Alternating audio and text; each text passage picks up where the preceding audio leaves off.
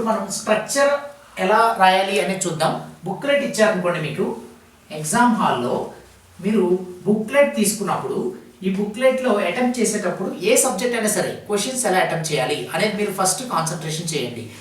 Questions ఎలా attempt చేయాలంటే మీరు 5 క్వశ్చన్స్ ఉంటాయి కదా, 5 into 10 క్వశ్చన్స్ అంటే 50 మార్క్స్కి మీరు లాంగ్ ఆన్సర్స్ అటెంప్ట్ చేయాలి. ఇలా అటెంప్ట్ చేసేటప్పుడు ఫస్ట్ క్వశ్చన్ టైం ఉంటే రాయండి, లేకపోతే లేదు. ఏ బిట్ అయితే ఏ బిట్ అని చెప్పేసి ఇలా రాసేసేసి ఆన్సర్ అని పెట్టుకోండి. పెట్టేసుకుని దీనికి ఆన్సర్ రాసేటప్పుడు ఫస్ట్ ఆ క్వశ్చన్కి సంబంధించినటువంటి డెఫినేషన్, ఈ డెఫినేషన్ వచ్చేసి అట్లీస్ట్ 4 లైన్స్ వచ్చేలాగా రాయండి. మినిమం 4 లైన్స్ డెఫినేషన్ వచ్చేలాగా రాసుకోండి. దాని తర్వాత డెఫినేషన్కి వెంటనే ఆ క్వశ్చన్కి సంబంధించిన డయాగ్రామ్ ఏదైనా ఉందనుకోండి, డయాగ్రామ్ని ప్రజెంట్ చేయడానికి ట్రై చేయండి. అది థియరిటికల్ సబ్జెక్ట్ అయినా ప్రోగ్రామింగ్ చెప్తాను, డయాగ్రామ్ అయితే ఇలా రాయండి. డయాగ్రామాటిక్ సబ్జెక్ట్ కానీ థియరిటికల్ వాటి ఎలా ఉంటే ఇలా రాసుకోండి. మీరు రాసేటప్పుడు క్వశ్చన్ని స్టోరీ రాసినట్టు రాయొద్దు. మీరు రాసేటువంటి క్వశ్చన్కి ఆన్సర్ ఏదైతే ఉందో ఆన్సర్ని స్టార్ మార్క్స్ పెట్టుకుంటూ పాయింట్స్ వైజు, లేదా బుల్లెట్స్ పెట్టుకుంటూ పాయింట్స్ వైజు, లేదా యారోస్ పెట్టుకుంటూ పాయింట్స్ వైజు మాత్రమే రాయండి. ఒక్కొక్క పాయింట్కి వచ్చేసి మినిమం 3 లైన్స్ కన్నా ఎక్కువ రాయొద్దు. ఓకే, అంతేగాని పారాగ్రాఫ్స్ వైజ్ రాసి మీరు స్టోరీ లాగా రాసినట్టయితే మార్క్స్ రావు. ఓకే, ఇలా చక్కగా పాయింట్స్ వైజ్ అటెంప్ట్ చేయండి. ఫైనల్గా లాస్ట్లోకి వచ్చేసరికి వాటికి సంబంధించినటువంటి అడ్వాంటేజెస్ ఏమైనా ఉంటే అడ్వాంటేజెస్ రాయండి. డిసడ్వాంటేజెస్ ఉంటే డిసడ్వాంటేజ్ అని చెప్పి ఎక్కువ అవసరం లేదు. అడ్వాంటేజెస్ 2 పాయింట్లు, డిసడ్వాంటేజెస్ 2 పాయింట్లు. ఫైనల్గా అప్లికేషన్ ఉంటే అప్లికేషన్స్. ఇలా క్వశ్చన్ అటెంప్ట్ చేసుకోండి.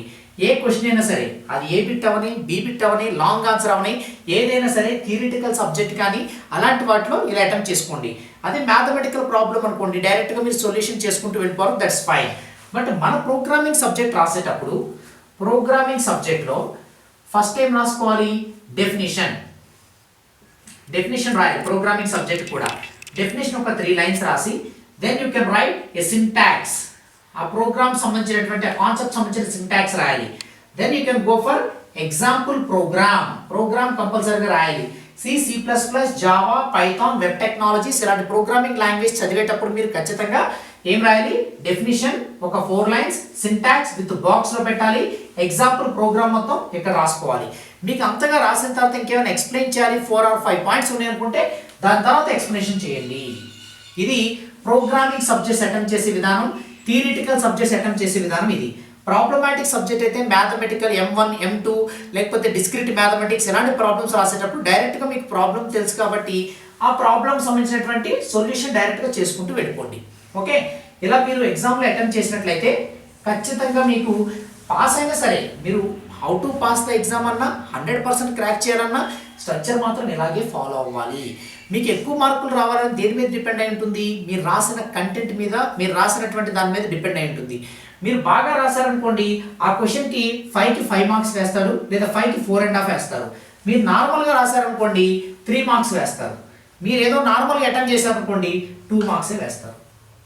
క్వశ్చన్కి మార్క్స్ వేసే విధానం అనేది మనం రాసే రైటింగ్ స్కిల్ మీద డిపెండ్ అయి ఉంటుంది.